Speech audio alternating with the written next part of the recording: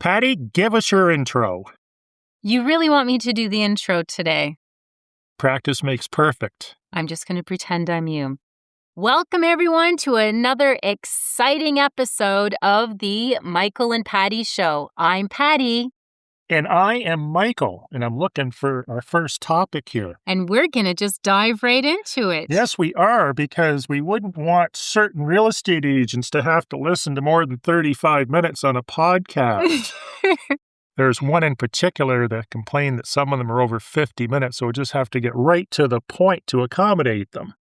Sounds good. Let's get started. February 2026 stats are here. Oh, we've got exciting news, Patty. Home sales are up by 3.2%. What a massive increase. Wow. Not really. 129 units versus 125, but it sounds good when you look at 3.2%. Market is balanced. So all you overpriced listings out there that think you're still going to charge 100% more for your house, you no longer have the negotiating ability to do that. It does say it's tilted slightly in favor of sellers. Yeah, and I was just at a conference, Atlantic Canada conference, real estate conference, and I liked the wording they used. They said it's a balanced market in Atlantic Canada, flirting with the seller's market, right on the line. Probably because of the shortage of inventory, which brings us to our next point. New listings are down by 8.7%. There were 211 new listings added in February compared to 231 last year, and prices are up. Are you sitting down? Yes, I am. Benchmark price is up 2.1%. The benchmark is basically your average home people would look to buy. It's $369,100 versus $361,500 last year. So you're paying an extra $400. You're paying a little more, about $8,000 this year than you were last year. You practically have to be Warren Buffett to buy a house here with those huge numbers. Our next topic is a special shout out for a Facebook group you should tune into. I couldn't believe it when I checked this out. I remember when this group was originally created, there was what's that Facebook group, the original one about PEI, living in PEI? Ask PEI. Ask PEI was the original one. And then certain people wanted a different type of group that was nothing but positivity. So they created, and you can look for this on Facebook, PEI Good News Only. They are up to a whopping 79,000 members, which I did calculations this morning and figured, well, if these were just islanders, it'd pretty well be all of them. But yes, obviously it's a lot of people from off island as well. And they do a really good job at looking for positive stories. There was a couple that they had reached out to me and asked if they were okay to share stories on when I had done the Dancing with the Stars for Hospice PEI. They'd asked for a picture and if they were allowed. So they do a really good job. They are very considerate. They don't just copy and paste and take stories. I find them to be a very respectful and well-ran Facebook group. In addition to that, I've noticed they've highlighted certain parts of the area with either video or photo. So if you're thinking about moving to PEI or checking PEI out, I would check this group out. So that's PEI Good News Only. You can be their 79,001 member. Moving along. Last week, we dropped the ball. When I say we, I'm referring to you. No, it's probably you. We were talking about net multiples, and we went off on a bunch of rabbit trails and never really explained them in their entirety. Basically, if you're looking at a business, a lot of people look at a net multiple. A net multiple is a multiplication factor of the net income. So if that business was making a net of $10,000 a year, and the typical business that was similar to that was making $10,000 a year, the net multiple based on its ability to sustain its profitability would be a net multiple of that number, depending on what the business is. For instance, a real estate brokerage, which falls pretty well at the bottom, is a net multiple starting around 2, which means that if all your agents were to walk out and you didn't own any buildings or anything, your profitability would be greatly diminished. Car washes, on the other hand, can be as high as 6. I've heard some as high as 8 or 9. So if it's making $10,000 a year, it'd be worth $80,000 to $90,000. And then they go on. Laundromats are on the high end, property management companies on the low end. Roofing companies, interestingly enough, are 2 to 4 net multiple. So if you look at the net multiples, when you're buying a business, it's just one way of many to determine what that company is worth, providing it's sustainable. Yeah, and this is based on the net revenue, like the revenue after expenses. So it's based on net income.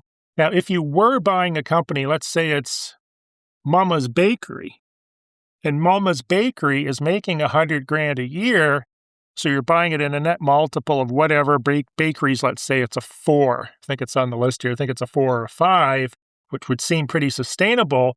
But then Mama leaves, and Mama's the only reason people are going there. Now you have a business worth 0. Does the Mama scenario make sense?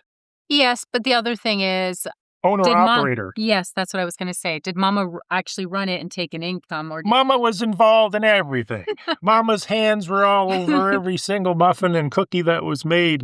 She physically carried those loaves of bread into the Mama bakery oven. Mama was the whole show. People would get up at 6 o'clock in the morning to talk to Mama. The point being, it was a very owner-operator business. People went there for her personality. And then once that personality is removed, now you're back to that 0 multiple. Correct. Probate and listing time frame. Patty, a vendor, potential homeowner calls you up and says, Patty, I want to sell my house. Mama that owned the bakery is dead. We're just going through probate. When would be the best time to list? And maybe you can explain what probate is as well. So probate is a process that the property has to go through to validate that the person is indeed deceased. And they usually take the will, they take into consideration CRA and their ability to be able to sell it, what are the wishes and where are the funds to go when it does sell, as long as everything is clear.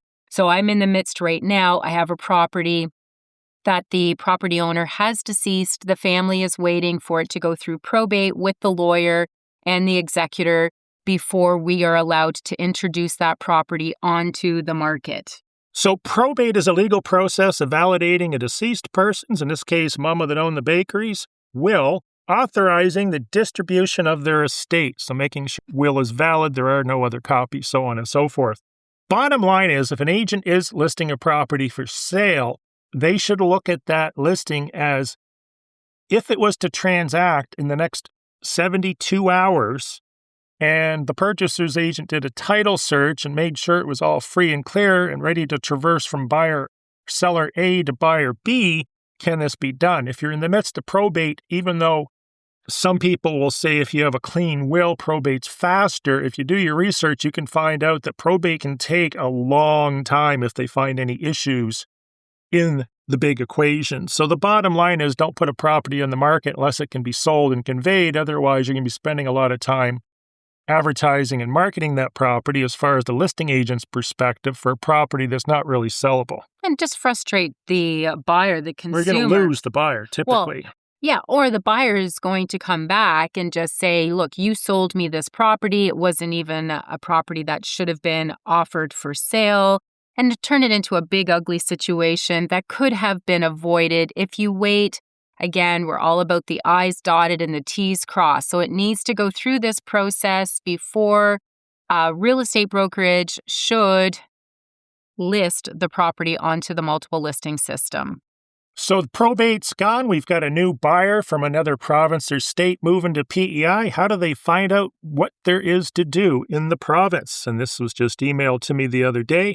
If you're not already a member of the various Prince Edward Island newsletters, there is a tourist newsletter put out by PEI Tourism, and there's also a government newsletter that will tell you every time it snows what's shutting down. I would suggest you subscribe to all of those. But one of the most interesting things I've always found, and they do a great job of, I don't know if you can get it in print anymore, but it's definitely in PDF format for download, is the Visitor's Guide. Patty? Yeah, the 2026. Give me 27 reasons someone would want to download that Visitor Guide.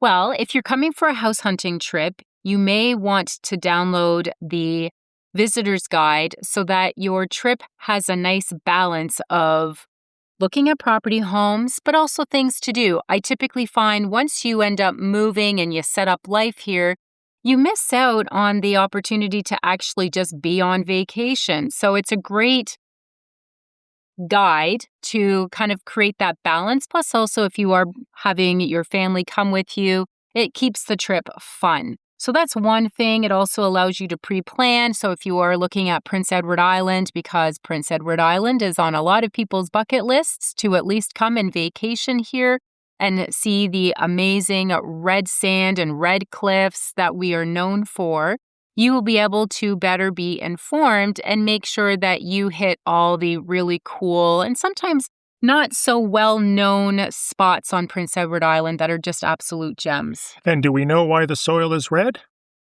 It's to do with the iron in the air. It's made of strawberry ice cream. Download the tourist guide. It also covers a map, tourist routes to drive to make things a little more interesting, as well as places to stay, and obviously tourism attractions and that sort of thing outside the tourist triangle. You want to book a staycation. We got to keep going I know. because we want to make sure this is under the 35.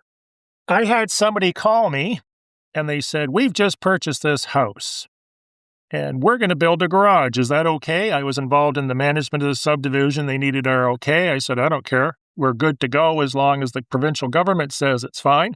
And the guy said, that's great. That's all I need to know. And then I mentioned to him, you do know you have a septic system behind your house, which is where you want to build your garage. Have you considered this? Because he was from the city where they don't have typically septic systems and wells to build around.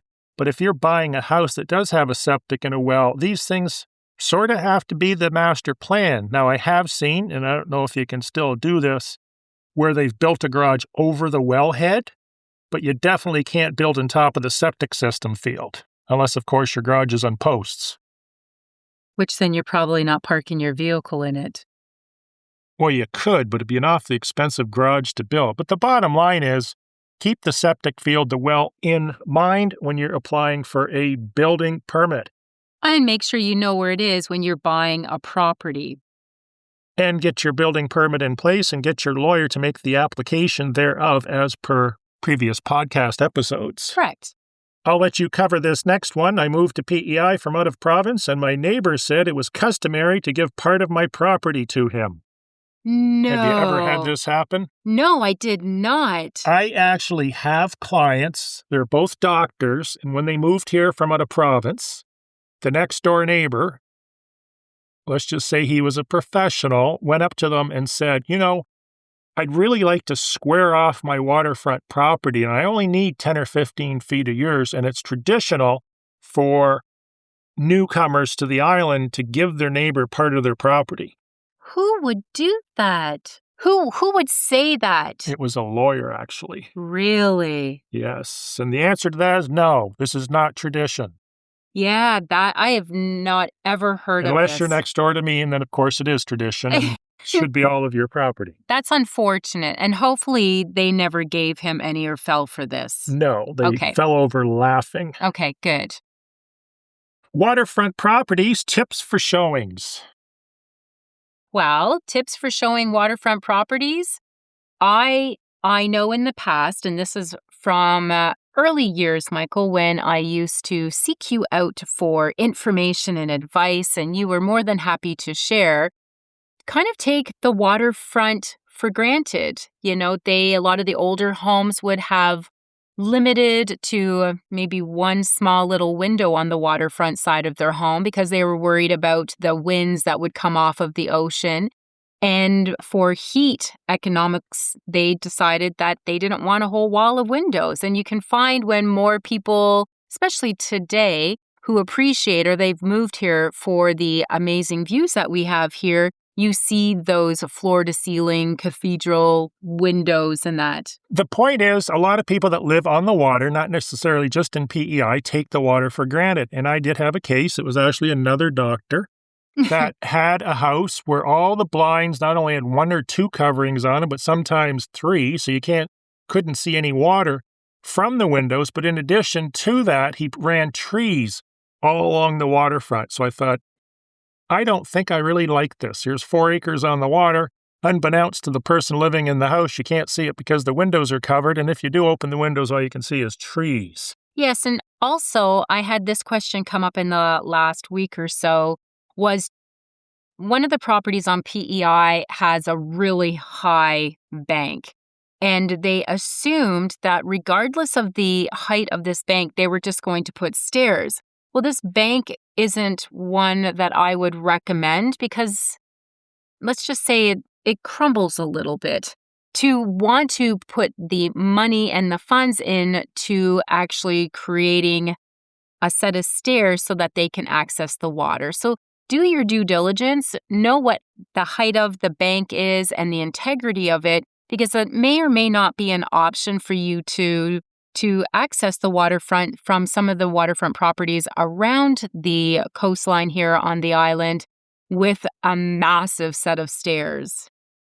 What people typically look for if they're on a property that has a high bank that's normally inaccessible, unless you're a mountain hiker, would be an access that's close to the property you're buying, for instance, a side road or whatever the case may be. You'll typically find these all over the island. Every road seems, lead to a beach. So trying to find a private beach in PEI is quite easy. And if you try to block these roads that lead to the beach, even if you may have ownership to them, you're probably going to find out that the locals, if they're using that road to get to the beach, will probably preclude your denying them access. I had one client where they kept putting ropes across the access down to the beach because they owned that laneway and it had been there for decades. And they went to the point where they actually put a giant dump truck load of shale or sand or whatever it was at the end of the laneway to keep the locals out. And they went out there with shovels at night and removed the pile. Yes, I also had one very similar, but they wanted to put a big boulder to block, and the local company that would have completed the work. Boulder installation company. Yes, a boulder installation company. Yes. Fred and Barney refused to do the job. Funny stuff. The other day I asked you a question. I asked you if we needed to delete the water test clause. For those that are unfamiliar with the water test clause, typically if you're on a well, the people lending you the money for the mortgage will want to see that you have clean water and you have both a bacteria and a chemical test. A lot of tourism operators just do one of them. For the purposes of a conveyance, they typically want both, which makes sense that you're not going to half test your water. And this clause usually is written in such a way, it just says you need to give them a water test that's good and the PEI government has to do the test and away you go. Recently, the banks have been asking for that clause to actually be removed. And when I looked at the clause, and I'm not going to read it because it's long, I can understand why they're asking for that because the clause is kind of loosey-goosey. Not only is it loosey-goosey, but the funniest thing is it said, if the test for the water doesn't meet the quality for the government of Canada, the seller may perform such work at his or her expense to fix the problem. Well, may doesn't mean they have to. It just means they may. That should have been removed years ago. And then they've got other stuff in this clause which doesn't really make a lot of sense. In fact, back when we had COVID, the water test facilities in PEI were closed down for some time, and tests were getting done in Nova Scotia, New Brunswick. So if that was the case, that would devaluate this clause. But the bottom line is, it's probably a good idea to remove that clause because it is so loosey-goosey, and that's why some lawyers have picked this up. Yes, well, and lenders are saying making it part of their mortgage instructions that the lawyer has to follow before they're allowed to release the funds provided by the lender. So this isn't a buyer being difficult if you're a seller and you're not able to provide a water quality certificate to the purchaser. This is a requirement on some lenders' mortgage instructions, and they want to see that deletion of the water test clause along with water quality certificate. And just for clarification, Even a 1 is considered a fail when you're getting into bacteria. They want it to have 2 zeros for your E. coli and what's the other one? Chloroform. They both have to be 0. I can't believe I haven't read a water test What if I report in a want while. bacteria in my water to build up my immune system? Anything other than a Can I 0 is add considered a fail. bacteria After after you I move in? close, sure, go right ahead. Fill your pot with bacteria. What about this one here? What's that? Don't ask your friends what they think about an investment property you're thinking of buying. And why don't we do that? Because are they professional investors? Do they know what they're even talking about? I don't know how many times. It hasn't been hundreds of times, but it's probably been more than a dozen times where you'll have somebody that's not a professional real estate investor pick up the phone and call their friend that is and say, hey, I just found this 300 acres of waterfront in PEI, and I can pick it up for next to nothing. Can you come out and take a look and tell me what you think? And then, and this actually happened, because I actually ended up buying the property off the person that bought the property, which was a professional real estate investor. He went to buy the property, person A, that had their friend check out the property, which is a professional investor, person B, and he called the owner. I think they're in Alberta or something like that, or BC, and the owner says, oh, no, it's already been sold. What? His friend bought it. Really? And then I bought it off of him, and he made good money off it. Wow, that seems underhanded. It does. That's not good. I don't like that. And that's happened a lot. Enough to make it worry yourself. It's probably a good idea to have some understanding with the owner, or maybe even have a contract in place subject to your professional investor buddy checking it out or doing your due diligence or whatever way your lawyer decides to write it. At least that way it's under contract. So if your person B, the professional real estate investor, decides to scoop you, they can't because you have a contract on the property. So I have a question. Was this a private sale? Yes. Oh. Okay. So they didn't have real estate representation. They had none. A lot of people were after this property. I didn't know it existed because it was down this pretty well non-existent laneway that you needed a helicopter or a tank to traverse. But once you got to the end, it was amazing. And for years, a large number of people were trying to buy this property. It just turns out that this local tipped his friend off, and his friend scooped it and then made a bunch of money off it because I ended up buying it. I was happy with my purchase price. I didn't care what he spent on it. Wow, okay. Interesting story. You know, as a professional investor, I don't care what they paid for the property. You know, a lot of home buyers, it's like, oh, they just paid $230,000 for it. Now they want $450 2 years later. What's the house worth today? Does that make sense? Yes. Yeah, and what a property is worth is whatever a buyer's willing to pay. So you were that buyer, the second buyer, I guess, in line, and you paid what you were willing to pay, not concerning yourself with, well, if you paid this amount, I don't want to see you make X amount of dollars as a profit. So therefore, I'm only willing to pay you this. He made money. We made money. I didn't care.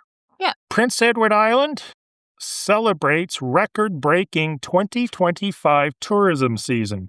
How many times do you hear people say, oh, tourism was down last year? I think you just said that a few months ago. No, I don't believe I said that. You did. Okay. According to me, you did. Okay. Maybe it was the year before. But you do hear from time to time where tourism's down. Would you agree with that statement? Yes, or I do. Strongly agree with it? I agree with the statement. Not strongly agree. No, not at this time. So you got this email from one of our newsletters? Yes, again, if you are looking to be up to date with PEI news, the PEI government has a newsletter that you can subscribe to, and that's where this email came out, speaking about the 2025 record-breaking tourism numbers. And like I said early on in this episode, PEI is on many people's bucket list as a must-see or must-visit place, and it really is stunning during the summer season, of course. I mean, right now, we're looking out at snow piles. A frozen gravel pit. Yeah, and dirty snow piles. And I mean, it's not It's like anywhere else, aside from you've got, Canadian Coast Guards and, the ships and stuff that will still break through the ice and make it to the island. It's a pretty special place. Would you not say? I would say. Sounds Put me good. down for a strongly agree. Well, that's good. That's it. We're wrapping it up. We did this in Wow. lickety-split time. We are going to surprise the person who made a comment that some of our episodes are too long and they'd have to do it in 2 segments. No, they said they weren't going to listen to it because it was just too long. Yeah. Let's close it down because we're getting too long. Yeah, we're doing filler now.